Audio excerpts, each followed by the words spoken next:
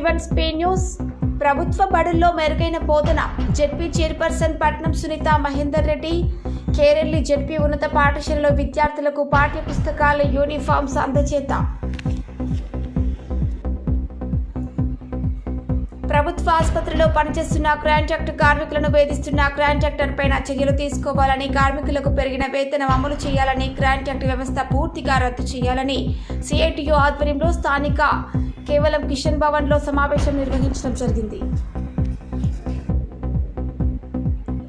తెలంగాణ రాష్ట్ర చరిత్రలో మొట్టమొదటిసారిగా ప్రభుత్వ పాఠశాలలు ప్రారంభమైన మొదటి రోజే పిల్లలకు దుస్తులు, పుస్తకాలు పంపిణీ. ఇది పీపుల్స్ మార్చ్ పాదయాత్రలో ఇచ్చిన హామీ. ఆ విధంగా హామీ నెరవేర్చిన డిప్యూటీ సీఎం బట్టి విక్రమార్కమల్లు.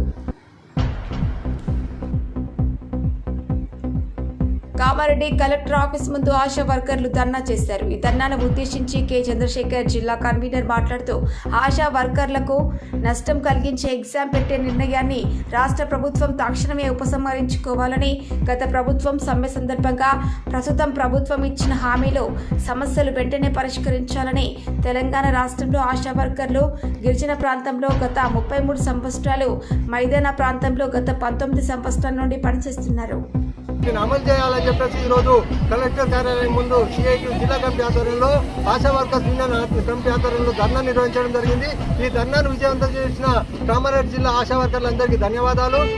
డిఎంఎన్హెచ్ఓ గారికి మెమోరాండం కూడా ఇవ్వడం జరిగింది. స్థానిక సమస్యలు ఏవైతే ఉన్నాయో ఆ సమస్యలన్నీ కూడా డిఎంఎన్హెచ్ఓ గారు పరిష్కారం చేస్తారని చెప్పేసి హామీ ఇచ్చారు.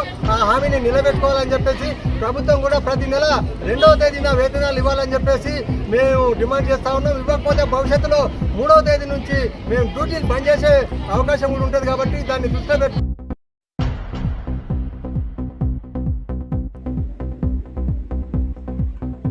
జనసేన అధినేత పవన్ కళ్యాణ్ ను డిప్యూటీ సీఎం చేస్తారని తెలుస్తోంది. అలాగే కీలకమైన పంచాయతీరాజ్, గ్రామీణాభివృద్ధి, అటవీ, పర్యావరణ శాఖలు కేటాయించనున్నట్లు సమాచారం. పవన్ కోరిక మేరకే సీఎం చంద్రబాబు ఈ నిర్ణయం తీసుకున్నారంట. జిల్లాలోని పత్రికల్లో, మీడియాలో పనిచేస్తున్న వర్కింగ్ జర్నలిస్టుల పిల్లలకు ప్రైవేట్ పాఠశాలల్లో ఉచిత విద్యను అందించాలని కోరుతూ బుధవారం తెలంగాణ మాల జర్నలిస్టు యూనియన్ ఆధ్వర్యంలో జిల్లా కలెక్టర్కు వినతి పత్రం ఇవ్వడం జరిగింది. స్పందించిన జిల్లా కలెక్టర్ జర్నలిస్టులకు న్యాయం చేస్తానని హామీ ఇస్తూ జిల్లా విద్యాధికారికి ఆదేశాలు జారీ చేశారు. మహబూబాబాద్ జిల్లా కుర్వి మండల కేంద్రంలో లంబాడి హక్కుల పోరాట సంఘం LHPS ఆధ్వర్యంలో నిర్వహించిన ముఖ్య కార్యకర్తల సమావేశం డిఎస్ బాలునాయక్ అధ్యక్షతన జరిగింది. సమావేశానికి సంఘం రాష్ట్ర అధ్యక్షులు గుగుల భీమ్ల నాయక్ ముఖ్య అతిథిగా హాజరై మాట్లాడారు.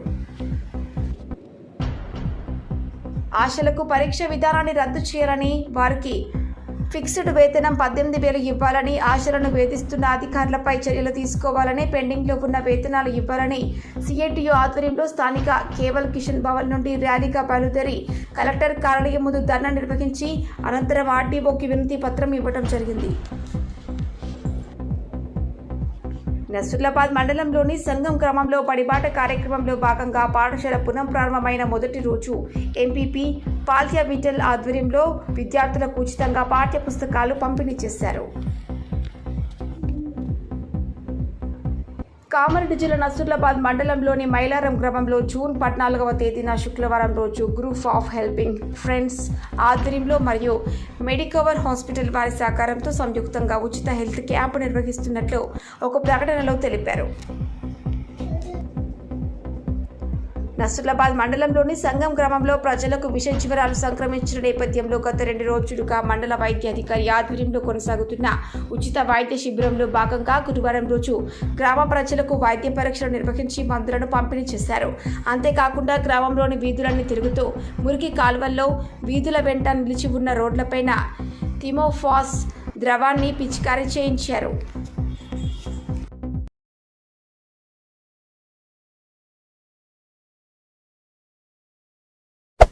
Hey there. Subscribe to my channel. And also press this bell icon.